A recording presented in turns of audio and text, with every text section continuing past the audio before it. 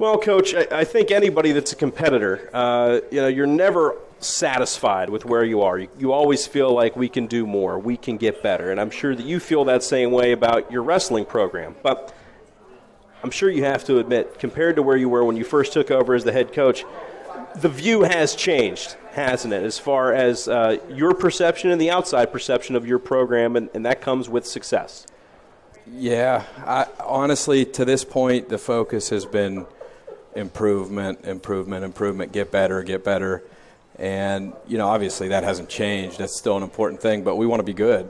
We don't want to just be able to say we're better than we were. We want to be good. And that's, kind of a clear message that we want to send, that we're done talking about being a little bit better than the year before. We want to be a good wrestling team. So that's our focus. We think we have a team this year that can be competitive for a conference title. And, the first step of winning a conference title is not being afraid to say that that's what you're trying to do.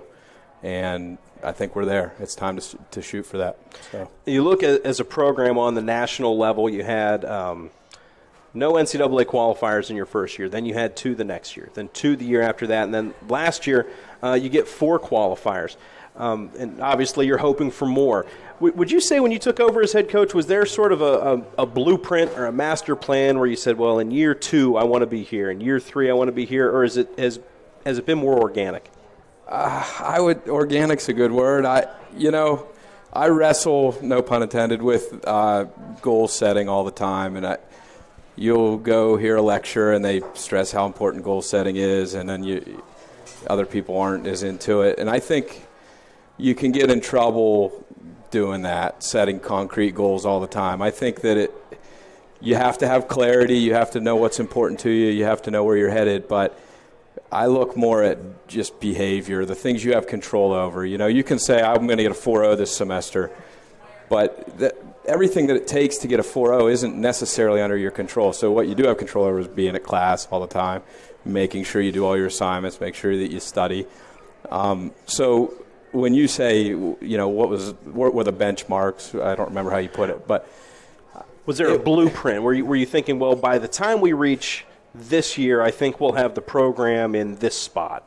Yeah, No? It's hard. It's hard to do that. I think what you do is you do what's right as often as possible for as long as possible, and it adds up, it accumulates into something good, and you improve. And, if I were to draw a blueprint up, would it have been at the same pace that it happened? Probably certain things were slower and certain things were faster than what I would have drawn up, but I think we're on a good pace of improvement. I'm proud of it. I just don't think that we're not at an end point. We have a lot to prove still. Well, sure, and like I said, any competitor is going to look at it and say there is no end point. We got to keep pushing. In particular, I think you're looking for some of those guys, or just for a program in general, to take that next step. You've sort of gotten to a certain point of success, but now you're talking about conference championships, and now you're talking about seeing more guys go to NCAAs. You're talking about developing All-Americans as opposed to just qualifiers.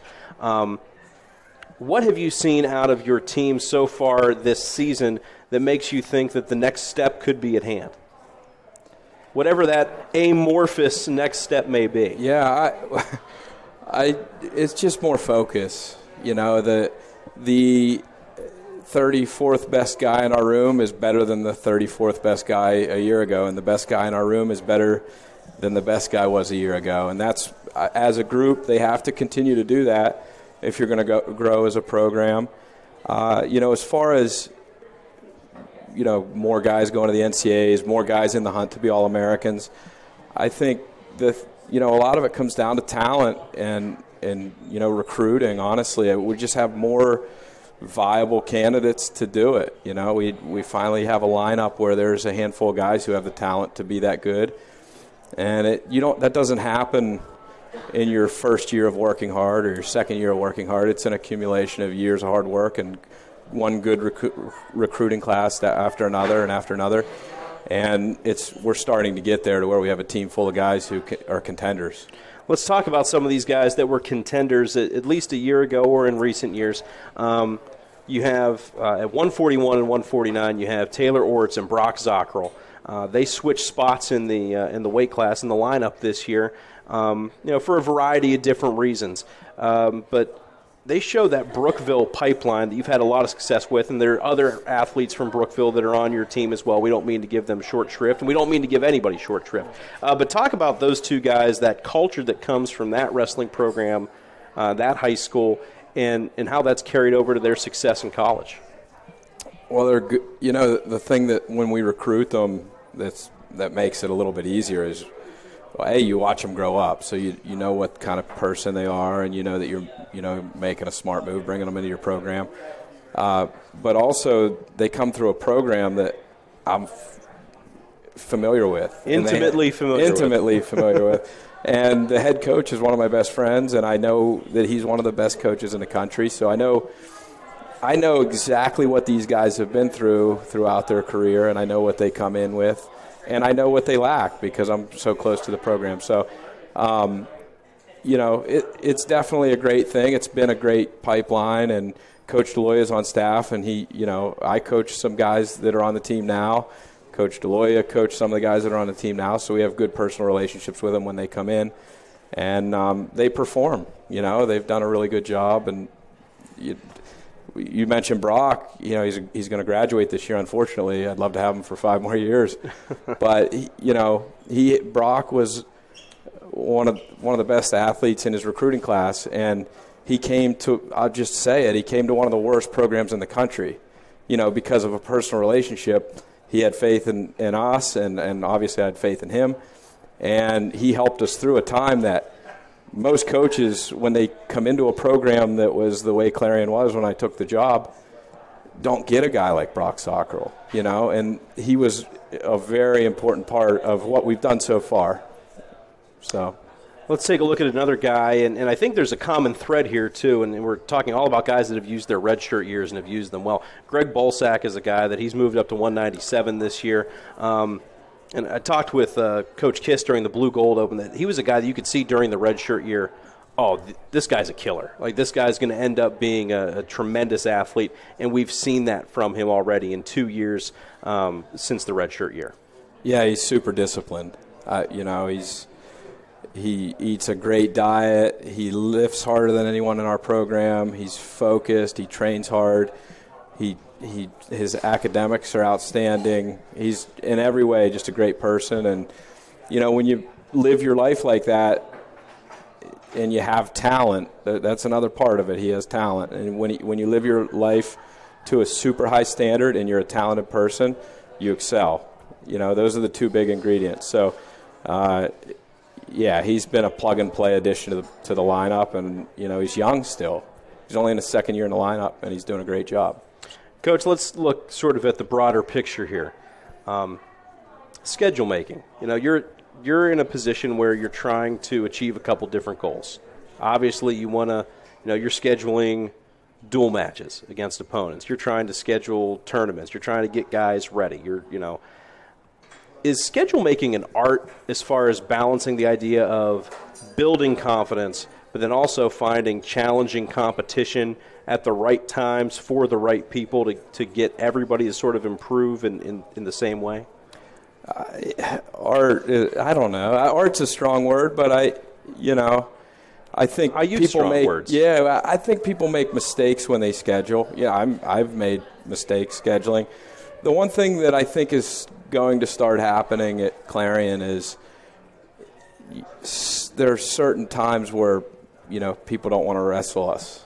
And I'll just leave it at that, And we ran into that a little bit this year. Some teams that we expected a return from backed out of that, and some long-standing dual meets that have gone year after year aren't on our schedule this year because they didn't want to do it. And that's going to happen probably more and more if we continue to improve. But, that's our job, just to fill in the gaps and make a challenging schedule. But, as far as my philosophy on scheduling, I think people need to be put in positions to be successful, but they need to be challenged. And at some point in the year, several times a year, they need to see what the very best guys look like. Coach, as you look around the league, the EWL, over the course of time, it's a league with fantastic wrestling tradition. You look at programs like Edinburgh, that's historically been a strong program. A program like Lockhaven, which right now seems to be, right as far as anybody's concerned, perception-wise, they're the top dog in the EWL, and their performance has borne that out, though. But Clarion at times has been that team. Ryder has been that team. How have you seen the EWL develop over the last couple years, and do you feel like that success is lifting all the boats on the water? Yeah, the conference is getting better. And I can't really speak about it, but there's an interesting thing on the horizon for the EWL. Yeah, we got to be secret squirrel about that, right? Yeah, everybody will know soon, but it's a very healthy thing, I think, for the schools in the Eastern Wrestling League. What's about to happen, and it's a good time. Like you said, the generally as a conference, all the teams in the conference are getting better and are competitive in the national landscape. So it's a good time. Coach, you've already started your schedule. You started with Gardner Webb last week, and then you hosted the Clarion Open, which is always a big event. Brings a lot of people to our community. I think it brings a lot of impact to our community as far as bringing people to our campus and into our hotels and into our restaurants. But after this, you go on the long road trip. It's the first long road trip of the year. You're going out to the birthplace of barbed wire, DeKalb, Illinois, by Joseph Glidden back in the 1800s. It's one of the biggest. Everybody that comes into my office, I tell that to. It's the birthplace of barbed wire, one of the greatest inventions of the 20th century.